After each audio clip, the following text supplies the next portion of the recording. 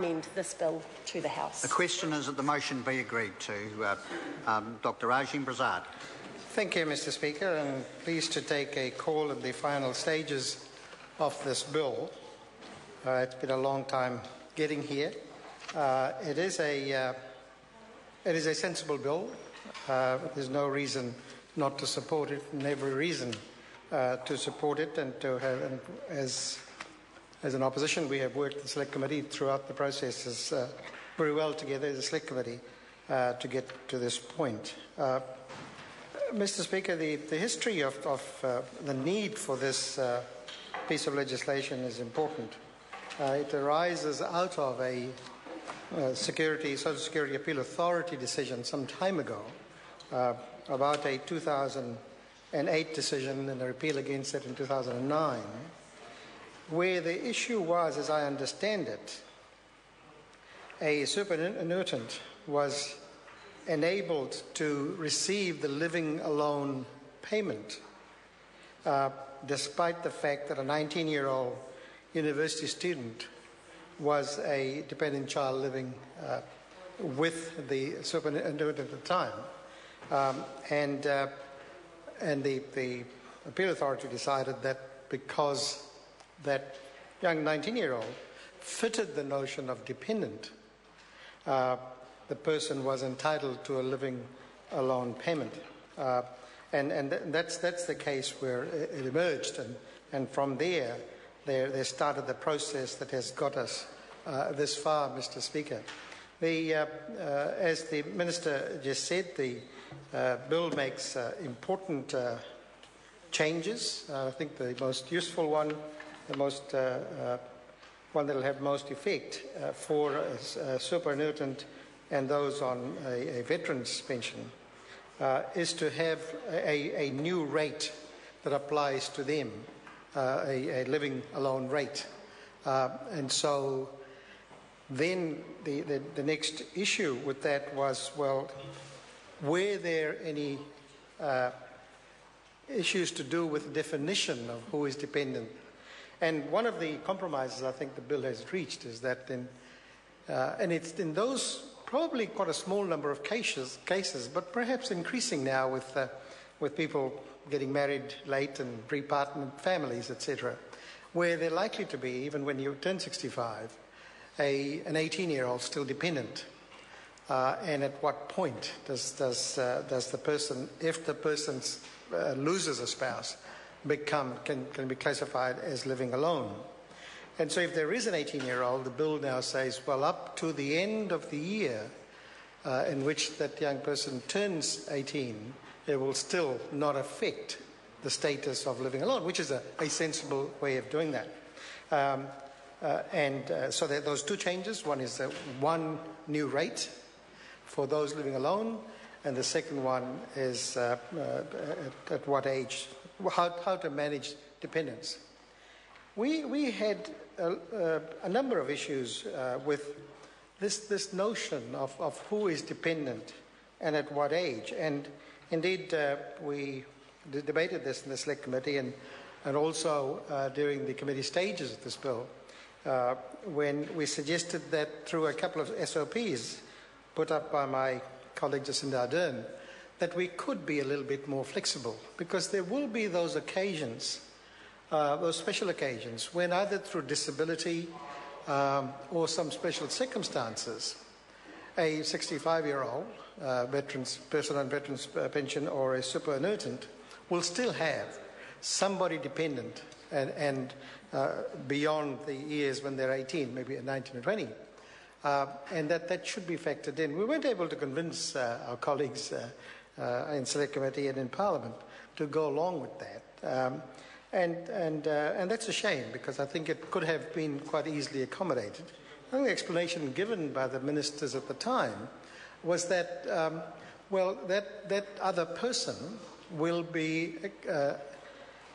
have available to him or her a number of other benefits, might be unemployment benefit or what have you. And therefore that person could then pay, I assume that was the understanding, could then pay, and therefore the person could not be classified as living alone. Or indeed, in those situations where a a dependent person, 18, 19, returns home and spends 3 or 4 months there. It might be a university student, etc. And we thought there was a case for linking those situations to the student allowance regulations as to when parents are responsible, up to what age. But again, we weren't able to do that. So sometimes we pass rules in this Parliament for good reason, but it has some perverse consequences. And there is every likelihood that in this particular one, at a most vulnerable time for our superannuitants and those on veterans' pensions, that there will be this other consideration in their minds. The consideration being that be careful if somebody over 18 returns home and lives with you, you are likely to lose your living alone allowance. So that problem still exists. And government members were convinced that we ought not to address that, but this side of the House felt that was quite important.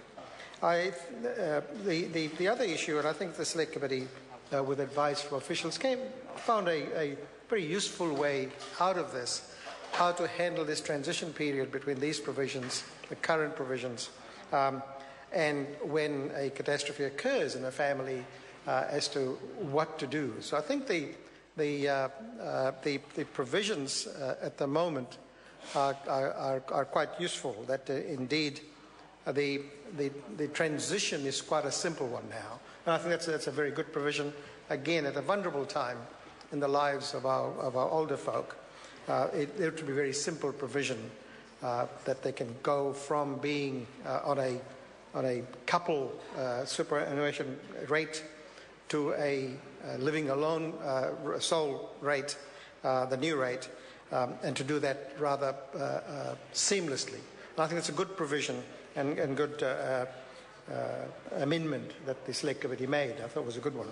The other very useful thing the Select Committee has also done is to make it very clear that even in this transition period, the superannuitant will, and the veterans pensioner will actually qualify from the day that the catastrophe occurs, from the day they become sole. So rather than, as at the moment, they have to wait, they have to apply within 28 days, and if they haven't applied within 28 days, then it has to, it can only be paid after that date. So what the provisions that the Select Committee came up with, Mr. Speaker, was to say that it will actually apply from, Mr. Speaker? 2 minutes. 2 minutes. So it will actually apply from that particular date. So I think that was a useful provision here as well. So I think we worked very well through the issues that were raised as a result of the Social Security Appeal Authority. I thought the process we went by, there weren't many submissions on this particular bill, Mr. Speaker. I think there were only 2, as I recall, and they raised the kinds of issues that I have been talking about. And we were able to work through those provisions. We were able to work through sensible ways of making the transition. We're at least able to debate and discuss the issue that members of this side of the House had about this interregnum, this situation rather, when somebody dependent is still over the age limit but still living with somebody older. But as I said, Mr. Speaker, we weren't able to convince our colleagues. But that issue remains because there may be some unintended consequences of this particular bill. But here is a good provision. We've been happy to support it. It's a provision that applies at the most vulnerable time in the lives of elderly people. And it's a transition that can now be made quite seamlessly and smoothly. And for those reasons, this side has supported the bill, and I commend the bill to the House. Thank you. Cool. Pasita Sam Lutuinga. Thank you, Mr. Speaker. Mr. Speaker, it's a pleasure to speak on this